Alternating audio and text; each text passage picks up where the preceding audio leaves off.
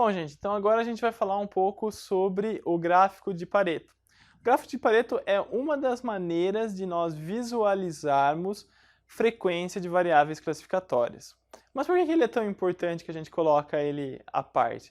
Porque ele mostra a frequência já de uma maneira adaptada para a qualidade. Então ele é muito útil em problemas de qualidade. Então se eu quero saber qual que é o tipo de defeito mais frequente, ou até qual é a causa de defeito mais frequente. É lógico, quando eu vou identificar a causa, eu tenho que ter certeza que aquela causa é verdadeira, né? Então, por exemplo, isso daqui é da parte de coleta de dados. Então, eu estou lá coletando dados sobre por que a minha caneta quebra. Então, eu analiso várias vezes e eu pego dados sobre os tipos de quebra. Então, ela quebrou na ponta, quebrou no corpo, quebrou aqui atrás, quebrou na borracha, quebrou no metal. Isso é efeito. Eu posso colocar num Pareto. Eu faço um Pareto para os efeitos. Mas eu posso colocar das causas, né? Por que quebrou? Ah, força excessiva na hora de aplicar. Defeito de fabricação. Notem que a causa, ela não é tão fácil, não é tão intuitiva assim. Né? Eu não consigo olhar para o defeito e já saber qual é a causa. Eu preciso ter uma análise. Essa análise precisa ser feita de maneira confiável. Então a gente tem que tomar muito cuidado quando a gente vai fazer Pareto para causa. Mas eu posso fazer, se eu tiver certeza da minha medição. Bom, então o que é o Pareto? O Pareto ele é um gráfico de barras que organiza as barras aqui da esquerda para a direita, né? Da mais importante para menos importante, ou da mais frequente para menos frequente. Então eu tenho aqui os tipos de efeito, né? Aqui no caso a gente está vendo erros, né? Defeitos, né? Então a gente colocando lá, não selagem do topo, é a primeira barra aqui que tem mais defeitos. Depois tem lá, não selagem do fundo, é uma segunda classificação. E eu vou colocando aqui na barra quantas vezes ela aparece. Aqui no eixo Y do lado esquerdo, eu tenho a frequência de cada uma. Então aqui, ó, por exemplo, não selagem do topo, eu tive mais ou menos umas 50 e poucas vezes, 55 vezes, né, que está aqui embaixo, aqui na frequência. Então essa barra, ela representa 55. E o Pareto, ele coloca também uma linha que me mostra a porcentagem acumulada para cada uma delas. Né? Então eu sei, eu olho essa porcentagem aqui desse lado e essa linha vermelha. Então eu sei que a primeira causa, ela é responsável por 40,4% de todos os erros. Depois, a primeira mais a segunda, olha aqui na porcentagem acumulada, ela representa 68,4%. A primeira, a segunda e a terceira, 84,6% dos defeitos eles estão nessas três classificações. Entenderam qual que é a vantagem do Pareto? Quando o Juran, que foi um grande guru da qualidade, propôs essa ferramenta, ele pensava nisso. Eu consigo identificar poucas causas ou poucos tipos de defeitos responsável por toda a frequência, por uma parte muito grande da frequência.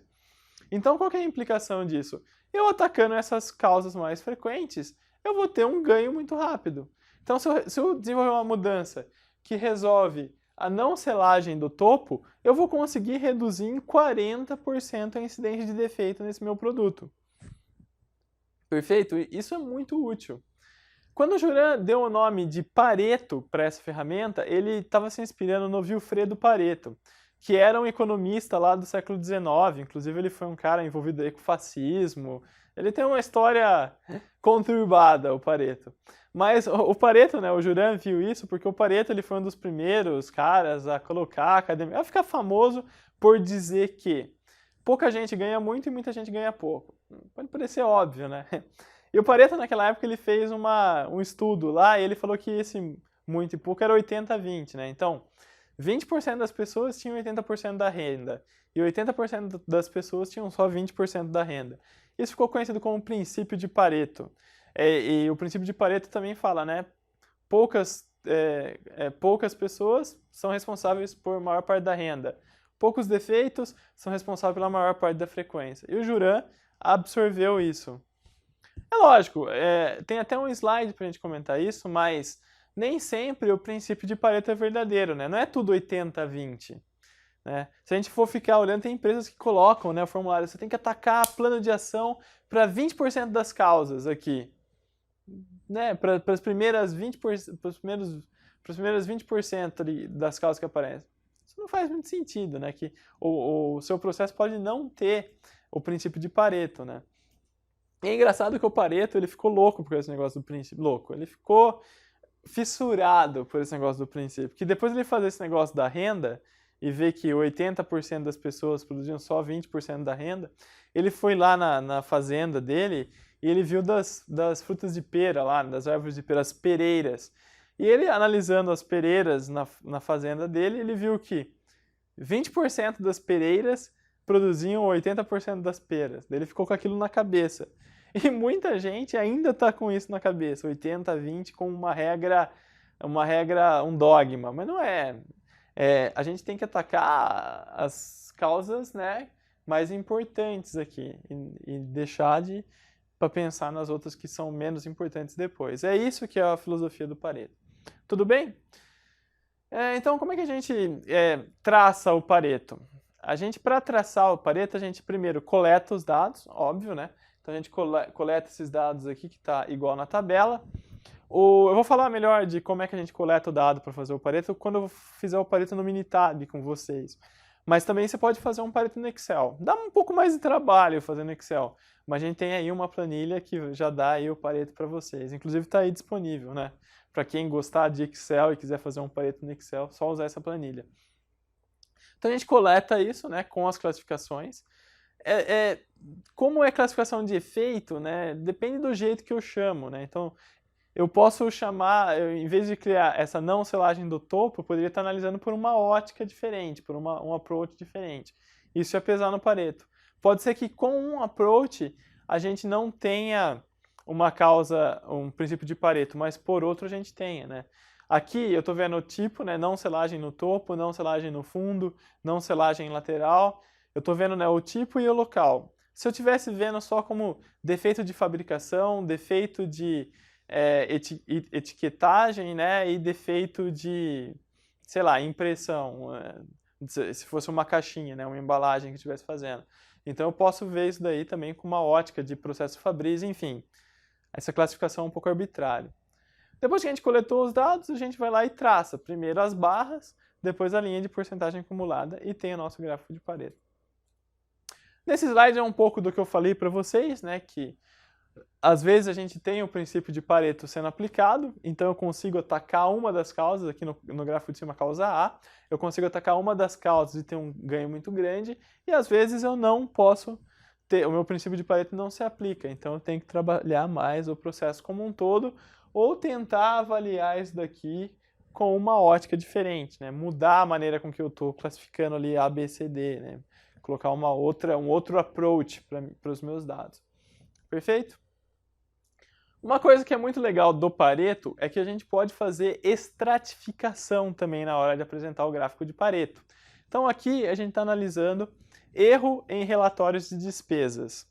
Então eu classifiquei cada erro em tipo de erro, que esse tipo de erro pode ser falta de assinatura do funcionário, do gerente ou do vice-presidente, está aqui. Pode ser falta de recibo do táxi de refeição de estacionamento ou de combustível, e pode ser essas classificações aqui. Ou eu posso analisar onde que o erro aconteceu.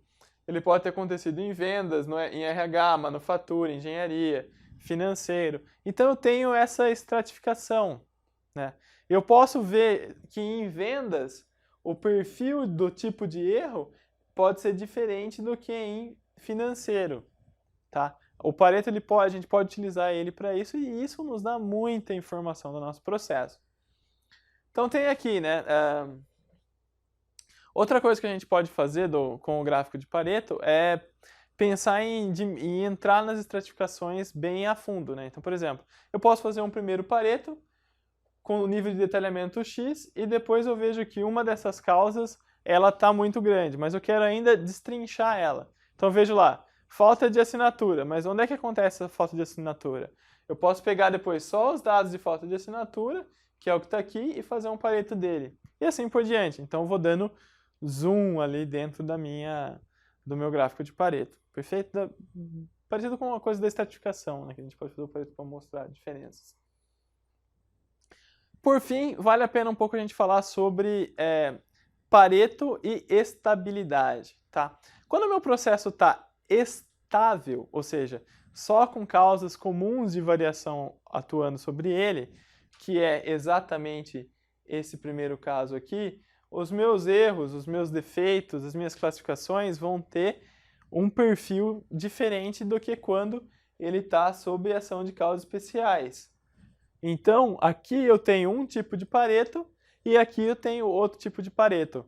E comparando a diferença entre os dois, eu posso ganhar bastante informação sobre o que aconteceu para desestabilizar o meu processo. Notem aqui que na primeira fase, o tipo de erro C e E são os erros mais frequentes. Na segunda fase, a gente tem o erro H ali sendo mais frequente. Perfeito?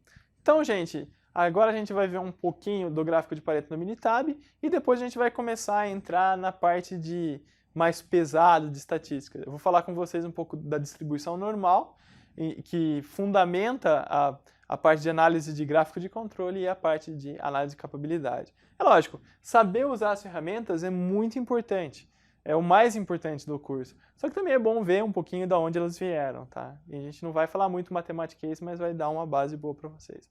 Então, qualquer dúvida sobre essa parte, coloca aqui que a gente responde. Então, obrigado e até a próxima, pessoal.